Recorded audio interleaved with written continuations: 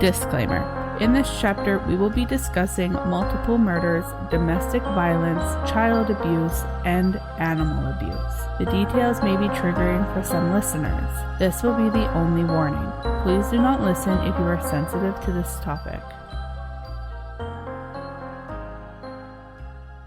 Yay! Henry Lee Lucas!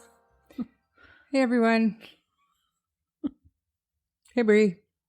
What are you doing? I do that now because everybody says, hey, how's it going? How's your week been? Yeah, Henry Lee Lucas, the confession killer. Mm-hmm. Notorious AF. Mm-hmm. So Henry Lee Lucas was born on August 23rd, 1936 in Blacksburg, Virginia. We know a couple of Virgos. We know somebody born on August 23rd.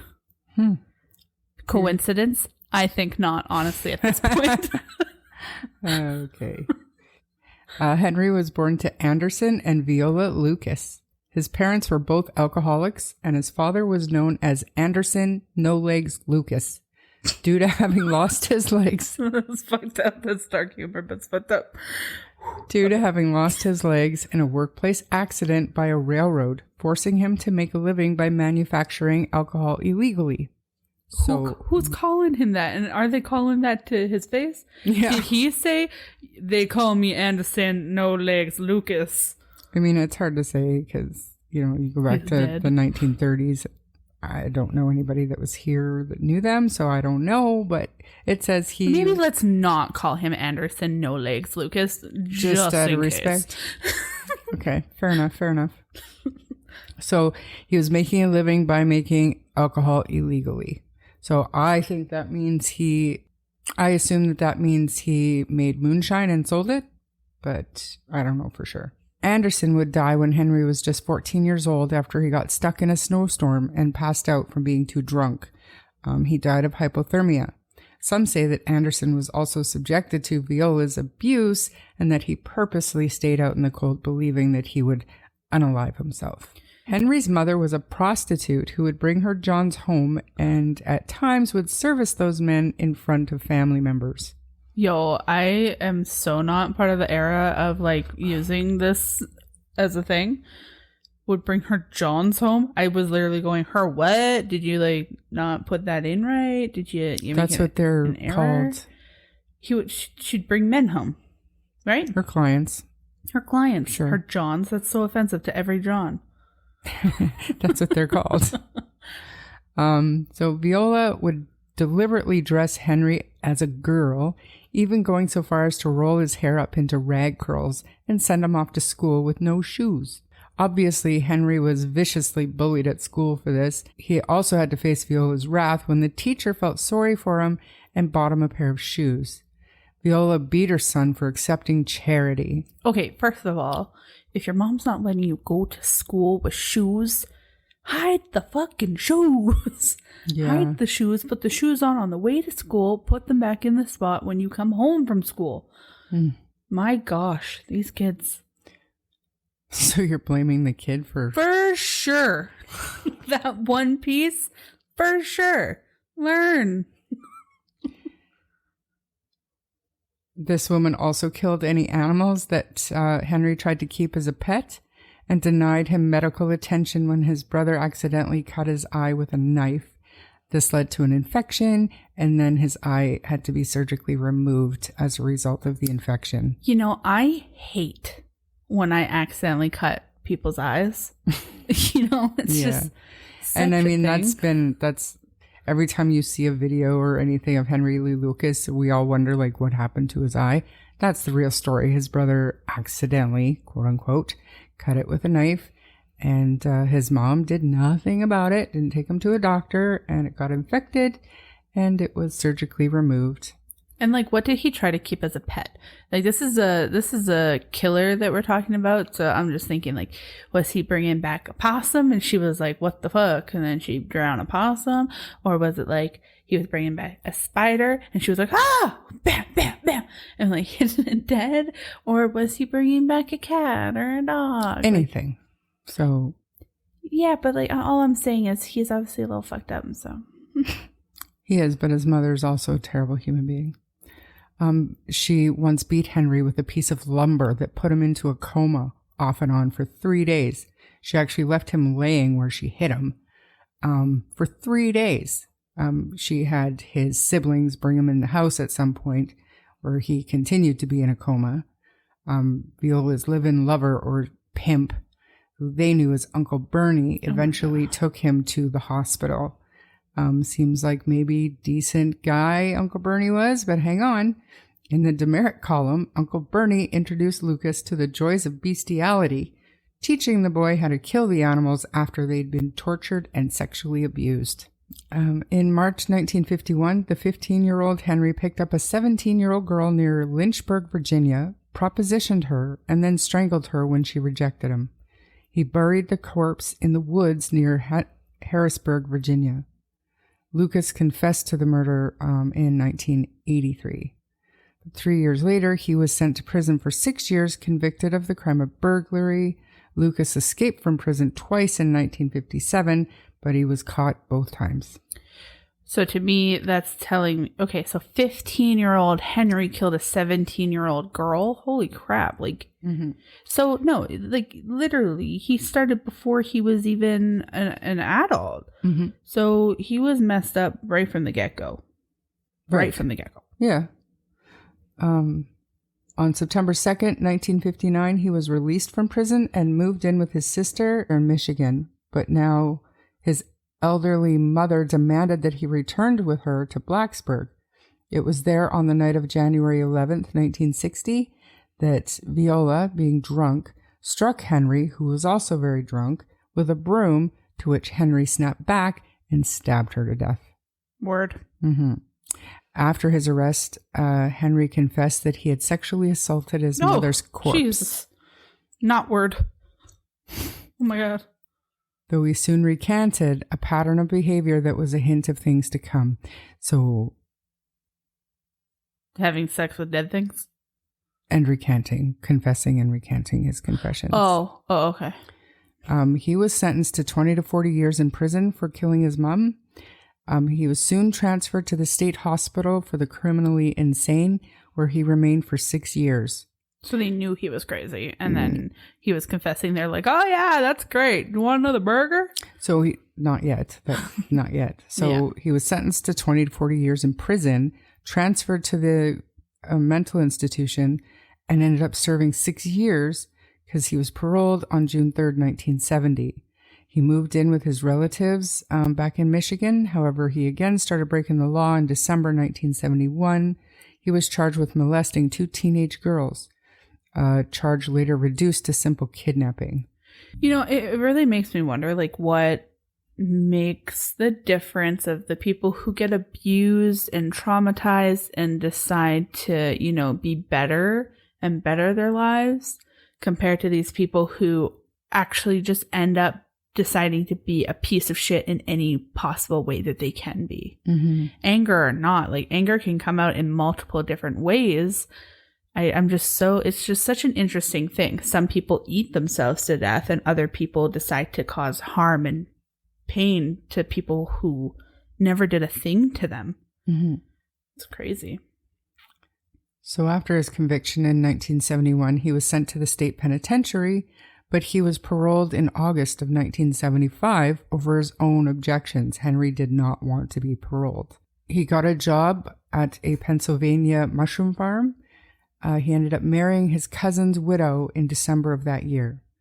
They moved to Maryland, but they broke up, and his wife eventually divorced him in the summer of 1977, claiming that he had molested her daughters by a previous marriage. Which obviously we would believe with his prior history. Yeah. So now he's a cast out. Henry became a drifter, roaming throughout the South, allegedly killing female hitchhikers as he traveled along the interstates that led from Texas to Florida. Fatefully, the now 40-year-old Henry met the 29-year-old Otis Toole in a Florida soup kitchen in late 1977. Otis was openly gay, and Henry, being bisexual, hit it off immediately, becoming lovers and traveling companions. Whether they actually were serial killers together is questioned by some, but it's most likely true. They were both evil and sadistic people, so. Yeah, I remember watching stuff on it, and like the boyfriend was also admittedly into some weird things. Otis Toole? Yeah. Yeah, he was an arsonist mainly, but he had committed murders. He confessed to, and certain evidence led them to believe he murdered Adam Walsh. So this is John Walsh's son, who went missing in the 1980s from a Sears store. It was unsolved. They basically just found the boy's head. It's a brutal case, and little Adam was missing for years and years and years. And this is how John Walsh became such an advocate for missing and exploited children. He does the America's Most Wanted. That all started from his grief and pain about losing his son, who was abducted from Sears while his wife was looking at something. Oh, wow. Yeah. So that's another story we could cover another time, but this is the same dude. For sure. That's crazy. Wow. Mm-hmm. So in 1978, Toole and Lucas moved in with Otis's mother and sister in Jacksonville, Florida. Henry fell in love with Otis's 10-year-old female cousin, Becky Powell, whom he eventually adopted and lived with as husband and wife. But that's down the road a little bit. I'm sorry. Yeah. Toole is Otis, whatever. Yeah. Lucas is Henry. Yeah. They moved in with Otis's mother and sister. Yes. In Jacksonville. Yes.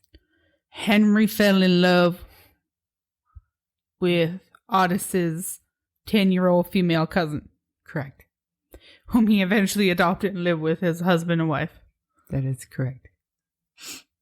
How old was she when they adopted her? 13? Oh my God. Nasty. Yeah. Otis and Lucas went to work for a local roofing company, but they often missed work as they were frequently back on the road, where they would rob people, pick up hitchhikers, and some believe this is when they were committing their murders. In 1981, Otis's mother and sister died within a few months of each other, and Becky and Frank, who is Becky's younger brother, were placed in juvenile homes.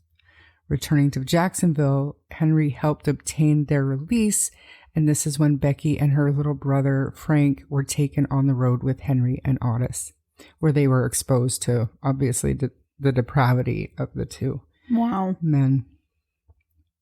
It was at this time that Becky became the common-law wife of Henry, who was over 30 years older than her. When child welfare authorities launched a search for Becky and Frank in 1982, Becky fled to California with Henry. Her brother Frank eventually wound up in a psychiatric facility in 1983 after bearing witness to the brutality of his uncle and his new brother-in-law. Wow. I hate the episodes that have children. It's just so draining to me. As soon as they get involved, I'm like, I hate people. Mm-hmm. So from California, Henry and Becky made it to Texas, winding up in the All People's House of Prayer, a religious commune outside of Stoneburg, Texas. But Becky was homesick, and in August 1982, Henry took Becky back on the road, hitchhiking, returning to Florida. On the night of August 23rd, on Henry's birthday in Denton County, Texas, the two had an argument and Becky slapped Henry across the face. As he had done 22 years earlier, Henry reacted with a knife. He stabbed his young common-law wife to death. He dismembered her corpse before returning to Stoneburg. I would fully believe that these two were killing on the road. If he just is so quick to grab a knife and stab and kill somebody, he didn't even keep her to like torture her or anything like that. You know what I mean? For his own gratification. He just went, "Nope, you're done to me," and killed her. And some people believe, and Otis even says this in a jailhouse interview, that is the point. Like, he believed right from the get-go that Lucas that Henry killed Becky. And he couldn't forgive him for that. And that's kind of when they parted ways. Interesting. Okay. Yeah. So Henry's story about Becky's disappearance was that she had left with a passing trucker. 3 weeks later, Henry went missing the day after his landlady at the time disappeared. The woman that he had been renting a room from. Her name was Kate Rich. Henry's car was found abandoned in Needles, California, less than a week after she went missing on September 21st. Henry showed up again in Stonesburg on October 18th, the day after his missing landlady's home was destroyed by a mysterious fire. So the police arrested Henry on a fugitive warrant from Maryland, but he was soon released. Eventually, Henry was put in jail after returning to Stonesburg on June 11, 1983, after being arrested because he was an ex-convict who possessed a handgun. So Henry was remorseful for his murder of Becky and had returned to the field where he had scattered her body parts. On the night of June 15, Henry decided that he wanted to talk. He called for a guard and offered to confess his sins. "I've done some bad things," he began. Henry Lee Lucas confessed to the murder of Kate Rich, commenting that he had killed at least 100 more. For a year and a half, Henry confessed to multiple murders. At first, Henry estimated that he had killed 75 to 100 people. Then he boosted the body count to between 150 and 360, eventually reaching the 500 to 600 range when he factored in the killings by his friends. Henry often implicated his pal Otis Toole in many of the murders, and he also claimed that he and Toole had committed many murders as a hit squad directed by a satanic cult called the Hand of Death. That's another thing too, that Toole had introduced him to. A cannibal, Toole sometimes ate the flesh of their victims. Henry said he never joined him, but he did see it. Toole, who was serving time in Florida for arson, didn't mind being implicated in mass murder by his former lover. In fact, he offered confessions of his own. By October 1983, the police were sure that Toole and Lucas had committed at least 69 killings, which they announced at a press conference. The number was increased to 81 in 1984. And by March 1985, 90 murders had been attributed to Henry in 20 states, and he and Toole were credited with a further 108 killings. Police would eventually claim over 200 murders that were solved due to Henry's confessions, as Henry was taken to various states and had his memory prodded about unsolved killings. Now, I want to go back a little bit because we're not doing the story on Otis Toole, but I do know that Otis Toole was raised in a spiritually alternative household. I feel like it's an insult to say that his grandmother was a pagan. She practiced witchcraft, but she also practiced voodoo and dark magic and things like this. And human sacrifice was the be all end all in his, like, he was raised to actually believe in this stuff. So crazy. So at his trial, Henry took responsibility for over 600 murders. He even claimed to have supplied the People's Temple guy, Jim Jones, with the cyanide that affected the Guyana massacre. Otis Toole, who is now on Florida's death row for murder, corroborated much of Henry's confession, including his claims to have committed hundreds of murders, singly and as a duo. Henry Lee Lucas eventually recanted all of his confessions, claiming that he was only trying to improve his living conditions in jail. So I do know that while in jail and while he was providing the police with all of this information, false information, he was basically given strawberry milkshakes whenever he wanted. Yeah. He didn't have to wear handcuffs when he was out of his cell. I've also heard that he had free, like he could come and go out of his cell whenever he wanted. He wasn't able to leave the facility, but he didn't have to sit in his cell. Oh yeah, you can watch some of the videos too. Yeah. And, you know, he didn't have to wear prison clothes. They were playing poker, I think, at one point. Yeah. Like, he was just chilling. That's right. And he was known to say, you know what? I have 3 hot meals. I have a bed.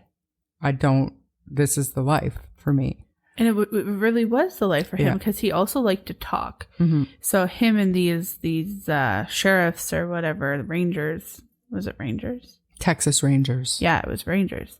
They almost fed into it every time he told a story. So he, like, you could just tell by the videos that he felt like he was almost like popular, and he was like telling these stories, and he's like, oh yeah, that one.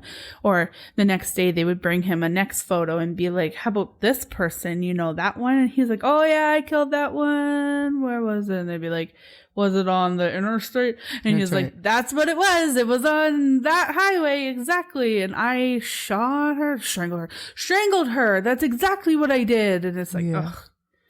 Wow. He eventually claimed that he only ever killed one person, his mother. And because of significant doubt to Henry's guilt, his death sentence was commuted to life in prison by, at that time, Governor George W. Bush. It was the sole death sentence ever vacated by the governor. And that allowed Henry Lee Lucas to die a peaceful death in prison. There are too many contradictions in Lucas's confessions that may have led to reopening of cases.